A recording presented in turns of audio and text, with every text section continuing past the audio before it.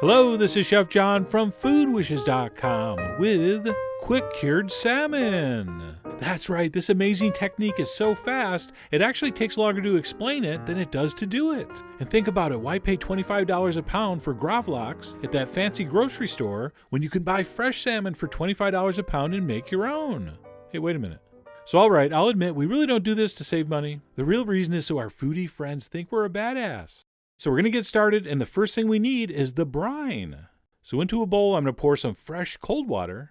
Yes, we're using fresh water this time. And then to that, we're going to add a whole bunch of kosher salts and a fairly decent amount of white sugar.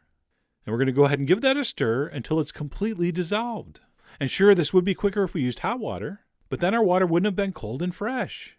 But anyway, no worries, because after a couple minutes of stirring, that cloudiness will disappear and it will look like water again. And in the business, we refer to this as a moment of clarity. And once your brine looks like that, simply set it aside while we move on to prep the salmon. And there we go. I have one beautiful piece of salmon, and it should still have the skin on it. And I'm going to recommend you ask the fishmonger for a center cut. All right, that's right in the middle of the fillet. Make sure you have them pull those pin bones out, or you do that yourself. And because we want some nice, uniform, thick slices, this piece of salmon is going to work the best. And then to prep this, here's what we're going to do.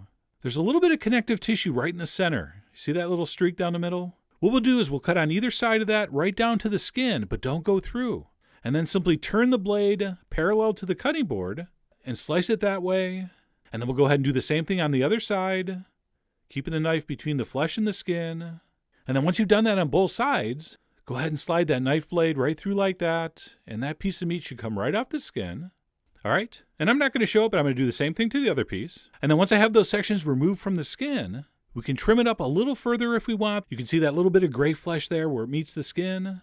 So basically anything that's not that beautiful orange flesh, you can feel free to trim away. And then once any fine-tuning trimming's done, we're just going to turn that piece this way and carefully cut about 1/4 inch thick slices. And obviously you can cut them thinner if you want or thicker if you want, but if you want to use my brining times, it's going to be kind of important you get it similar. So I'm going to continue to slice that across, and once our salmon has been sliced, it's time to brine. And I like to do 5 or 6 pieces at a time. I mean, I could probably get more in here, but I know doing it in batches works great, so better safe than sorry. All right, you want to be sure about the cure. So I'm going to go ahead and place those slices in the brine, and then believe it or not, it's only going to sit in there for 3 minutes. It's not called quick cure for nothing. So set your timer for 3 minutes, and you could probably just let it sit there, but you know me. I can't stand in front of food for 3 minutes without touching it. So I do move mine around a little bit.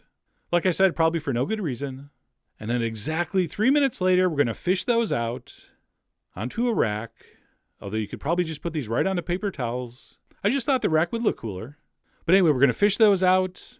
And once those have been removed from the brine, very important, we need to pat those dry a little bit. So take a paper towel and kind of blot those off. All right, it's okay if they're moist. You just don't want them wet.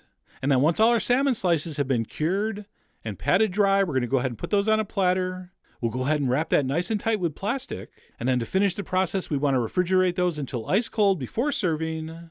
I would say a minimum of 2 to 3 hours, although overnight I think's much better. As these sit in the fridge, those slices of salmon kind of continue to cure, and you'll even get a little more of a firmer texture. But anyway, we're going to chill that thoroughly, and then it's ready to unwrap and use. And look how beautiful that is. All right, that color's deepened, that texture's firmed up, very similar to a commercial smoked salmon or a gravlax or other type of cured salmon. And because of that salt and sugar in the brine, it's perfectly seasoned. So let's go ahead and unwrap that and start figuring out ways to eat this. One of my favorite and simplest ways is just to put a little bit of ginger, just like a half of a freakishly small wooden spoon, just stir it into a little soy sauce, and then just give that slice of cured salmon a little dip. And that is absolutely fantastic like that. So that's kind of the minimalist approach. All right, if you wanted to go full food blogger, you could serve it as a crudo with a little micro herb salad, maybe a little green goddess underneath, maybe a little grated horseradish over the top. That's another amazing way to enjoy this. And you can really get a good feel for the textures. I cut it with the fork.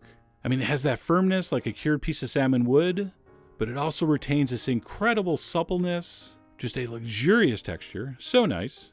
Or of course, you could just channel your inner New Yorker and do a take on a bagel and lox. That's just a pumpernickel everything flatbread with some cream cheese, a slice of the cured salmon, and some chive. And that bite right there is just as awesome as you would imagine. but hey, what are you doing imagining when you can actually experience? Okay? So I really do hope you give this a try. Head over to foodwishes.com for all the ingredient amounts and more info as usual. And as always, enjoy.